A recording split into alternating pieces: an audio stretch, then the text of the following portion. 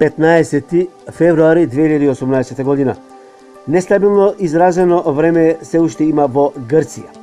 Снег, дожд, ветришта.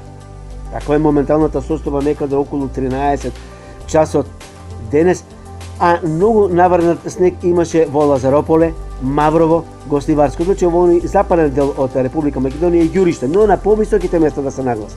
Додека на ниските места немаше многу снег.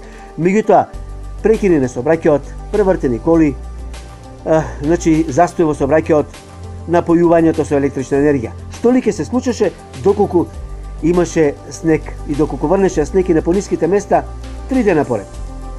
Значи, навистина, не знам како да се каже, можеби ова е како критика, меѓутоа сепак не сме доволно спремни. Тоа е факт.